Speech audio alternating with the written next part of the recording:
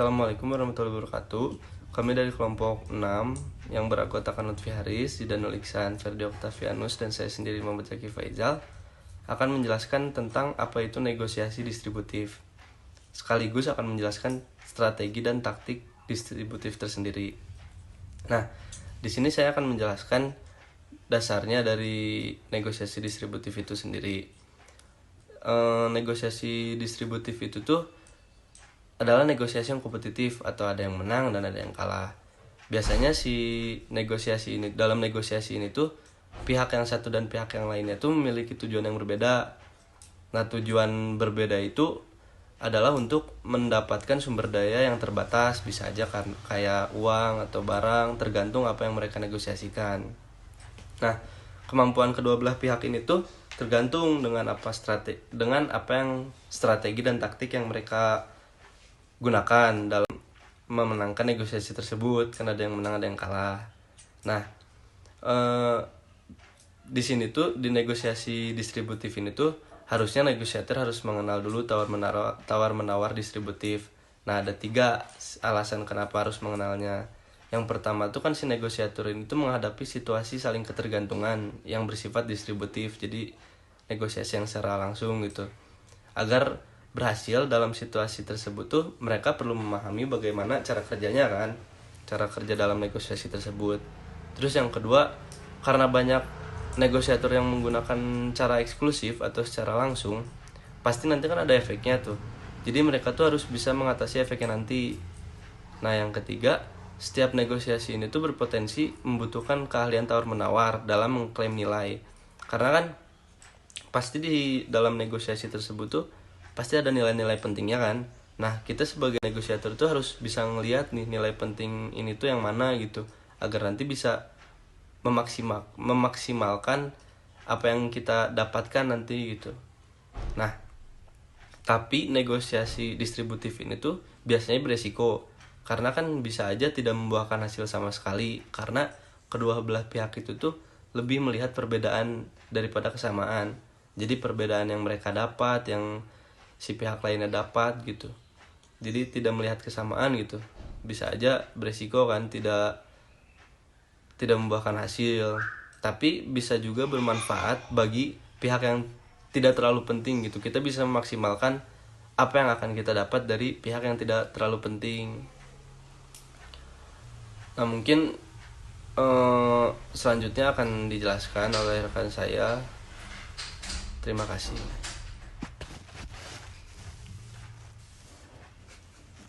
Di sini saya akan memaparkan tentang peranan pilihan alternatif bagi kesepakatan yang ternegosiasi, yang dimana selain tawaran pembuka daripada titik target dan titik resistensi, terdapat faktor keempat dalam negosiasi hasil alternatif, yang dimana kedua belah pihak ini dengan menyelesaikan kesepakatan dengan orang lain. Nah, dalam beberapa negosiasi, pihak-pihak yang terlibat hanya memiliki kedua pilihan. Nah, mencapai kesepakatan dengan pihak lain yang pertama, dan yang kedua adalah tidak mencapai kesepakatan sama sekali. Nah, namun dalam negosiasi lain, salah satu atau kedua belah pihak memiliki kemungkinan kesepakatan alternatif dengan pihak lain, yang dimana penawaran distributif yang lebih baik mengidentifikasikan alternatif realistisnya sebelum memulai diskusi dengan pihak lain, sehingga mereka dapat mempertimbangkan harus seberapa tegas mereka dalam negosiasi tersebut. Nah, lalu terdapat BATNA atau Best Alternative to a Negotiation Agreement, yang dimana yang kuat juga mempengaruhi proses negosiasi. Nah, negosiator yang memiliki BATNA yang lebih kuat itu cenderung membuat penawaran pertama dalam negosiasi dan mendapatkan hasil negosiasi yang lebih baik. Nah, memanfaatkan BATNA yang lebih baik akan kuat jika rentang tawar-menawar kecil karena negosiasi. Nah, dengan ruang lingkup tawar-menawar yang kecil, akan lebih kompetitif dan cenderung tidak menghasilkan suatu kesepakatan. Nah, yang terakhir, negosiator pun harus memastikan bahwa mereka memiliki pemahaman yang jelas mengenai alternatif menuju kesepakatan yang akan dinegosiasikan atau BATNA yang akan dinegosiasikan gitu. Nah, lalu bagaimana cara mencapai titik kesepakatan tersebut?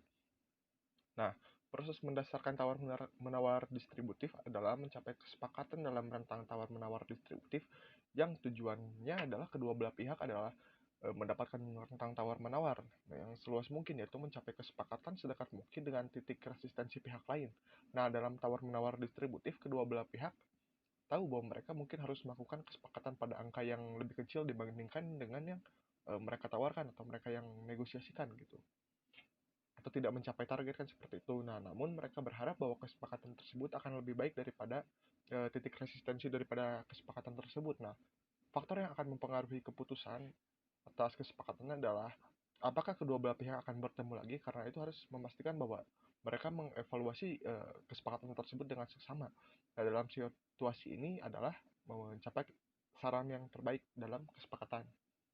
Nah, lalu terdapat bargaining mix yang dimana dalam setiap negosiasi kesepakatan itu diperlukan dalam beberapa hal. Nah, harga, tanggal penutupan penjualan, dan harga barang, yang dimana semua hal tersebut untuk negosiasi adalah bargaining mix. Nah, setiap barang dalam mix tersebut memiliki titik awal target dan titik resistensinya masing-masing. Nah, negosiator perlu paham apa yang penting bagi mereka dan yang penting bagi pihak lainnya. Nah, mereka harus mempertimbangkan prioritas ini selama proses perencanaan. Nah, ketika bargaining mix semakin meluas, terdapat lebih banyak peluang yang akan terjadi. Nah, strategi dan taktik yang tepat adalah strategi dan taktik negosiasi yang integratif. Nah, mungkin sekian yang bisa saya sampaikan. Akan dilanjutkan oleh kawan saya. Terima kasih. Halo, assalamualaikum warahmatullahi wabarakatuh. Saya Muhammad Zainul Ihsan. Di sini saya mau menjelaskan tentang strategi-strategi fundamental dari tawar-menawar distributif. Nah, sebelum itu di sini juga tawar-menawar distributif itu memiliki tujuan utama. Nah, tujuan utamanya itu adalah untuk memaksimalkan kesepakatan. Nah, jadi untuk melancarkan untuk melancarkan memaksimalkan kesepakatan ini ditopang dengan strategi-strategi fundamental yang harus dilakukan. Strategi-strateginya ada apa aja? Nah, strategi-strateginya itu ada 3. Yang pertama itu adalah mendorong kesepakatan dengan resistensi si penjual sehingga menghasilkan bagian terbesar kesepakatan bagi pembeli. Itu yang pertama. Yang kedua itu ada meyakinkan si penjual untuk mengubah resistensinya dengan mempengaruhi keyakinan si penjual dan meningkatkan rentan penawaran. Nah, itu yang kedua. Dan yang ketiga itu ada untuk membuat si penjual itu yakin itu bahwa kesepakatan itu kesepakatan yang terbaik. Jadi si penjual itu nggak berpikir bahwa si konsumen itu memenangkan negosiasinya. Nah, seperti itu. Terus di balik strategi-strategi fundamental yang tadi tawar-menawar distributif juga itu memiliki tugas penting.